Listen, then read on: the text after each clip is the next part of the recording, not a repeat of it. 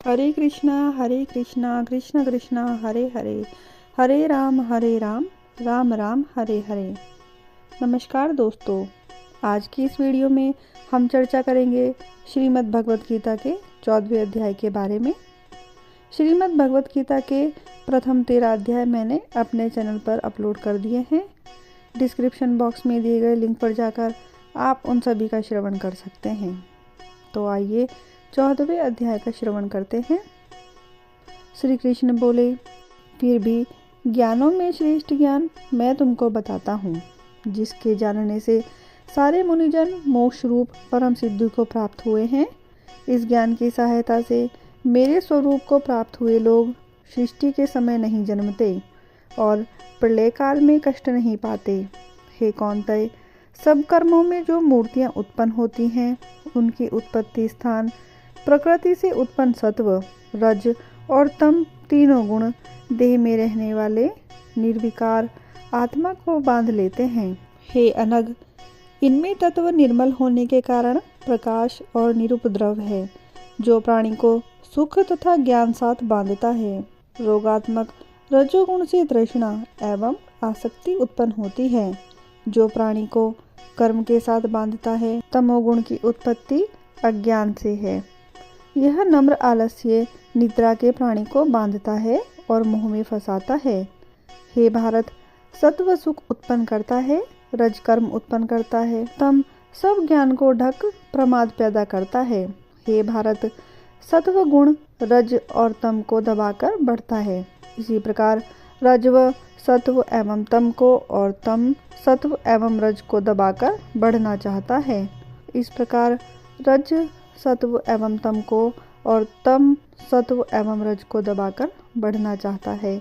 इस देह में इंद्रियों द्वारा सब ज्ञान का प्रकाश उत्पन्न हो, तब समझिए कि सत्वगुण की विशेष वृद्धि हुई है। हे भारत, रजोगुण की वृद्धि में लोभ कर्मों में प्रवृत्ति, कर्मों का आरंभ, अशांति और इच्छा उत्पन्न होती है। हे कुरुनंदन, तमोगुण की प्रबलता में अविवेक, अनुगम, प्रमोद एवं मोह ये सब होता है। जब देह को सतोगुण के उदय में मृत्यु प्राप्त होती है, तो वह ज्ञानियों के प्रकाशमय लोक को पाता है। रजोगुण के उदय में मरकर कर्मों में आसक्त मनुष्य जन्म लेता है और तमोगुण के उदय में मरा हुआ मूढ़ योनि में जन्म पाता है। सात्विक पुण्य कर्म का फल भी सात्विक कलंक रहित होता है। राजस कर्म का फल दुख और तामस कर्म का फल अज्ञान है। सत्व से ज्ञान उत्पन्न होता है, रज से लोभ तथा तम से प्रमोद, मोह एवं अज्ञान की उत्पत्ति होती है। सात्विक पुरुष का उत्तम, राजस को मध्यम और अधम तामसी लोगों को नीच गति प्राप्त होती है। जो देह शरीर में उत्पन्न होने वाले सत्व रज तम इन तीनों गुणों को जान लेता है, वह जन्म मृत्यु बुढ़ापा और रोग से छूटकर मुक्ति पाता है। अर्जुन ने पूछा, हे प्रभु, कैसे मालूम हो कि अमुक मनुष्य ने तीनों गुणों को पार किया है? उसका क्या बर्ताव होता है? किन उपाय से वह तीनों गुणों को त्यागता है? हे पांडुनंदन, प्रकाश प्रवृत्ति होने में उनकी इच्छा ना करें।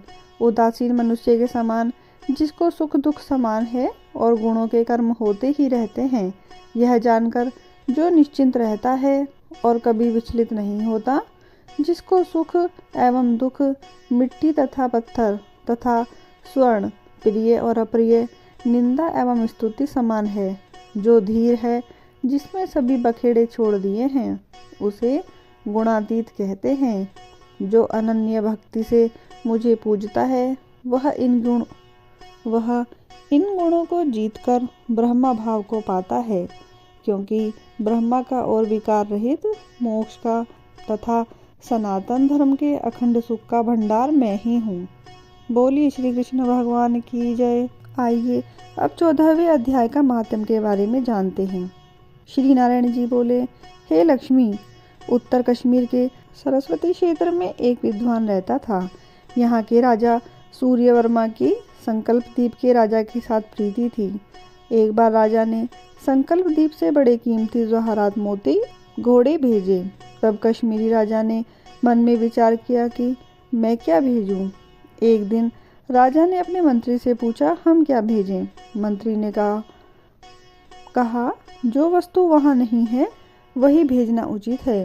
राजा ने कहा, और सब वस्तु तो वहाँ है, एक शिकारी कुत्ते वहाँ नहीं है, सो भेजो। सोने सांकरों से बांधे हुए मखमलों गधेले की डोलियों में बैठाकर संकल्प द्वीप में पहुँचाए। यह देखकर राजा बहुत प्रसन्न हुआ और बोला, शिकारी कुत्ते यहाँ थे भी नहीं, मेरे मित्र ने बहुत अच्छा किया, हम शिकार खेला करेंगे।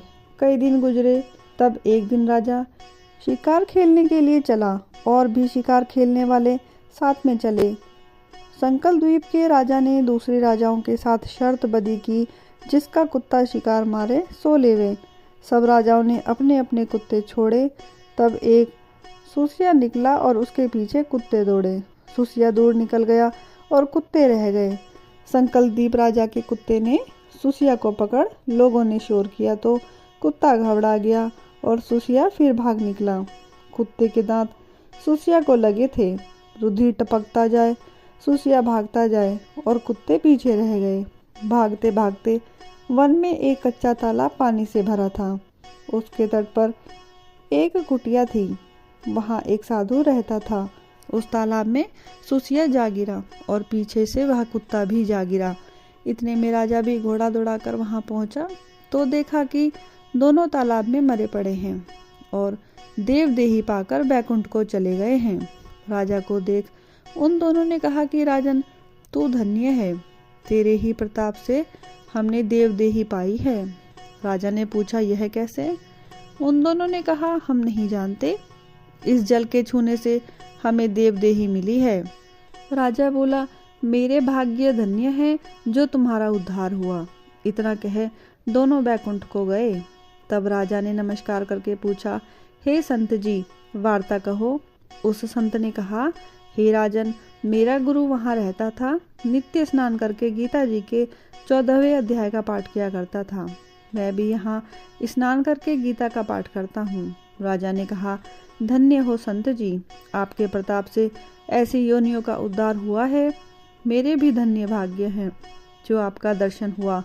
संत ने कहा, तुम कहाँ के राजा हो? उसने कहा, मैं संकल्प द्वीप का राजा हूँ। हे संत जी, मुझे इनकी पिछली कथा सुनाओ। संत ने कहा, हे राजन, यह सूसिया पिछले जन्म में भ्रष्ट हुआ था। यह कुत्ता उसकी स्त्री थी। इसने स्त्री को बहुत खिजाया। स्त्री ने विष देकर इसको मार दिया। जब दोनों मरकर यमलोक गए तब धर्मराज ने आदेश दिया कि इसको सूसिया का जन्म दे दो। तब इन दोनों ने कहा, महाराज, हमारा उद्धार कब होगा? तब धर्मराज ने कहा कि जब श्री गीता जी के 14वें अध्याय के पाठ करने वाले संतों के स्थान का जल स्पर्श होगा तब तुम्हारा उद्धार होगा। यह दोनों धर्मराज के घर पर पधारे। तब राजा नमस्कार करके अपने घर आया और अपने पंडित जी से नित्य प्रति गीता 14वें अध्याय का पाठ सुनने लगा। बोलिए श्री लक्ष्मी नारायण भगवान की जय। आशा करती हूँ कि मेरी यह वीडियो आपको पसंद आई होगी।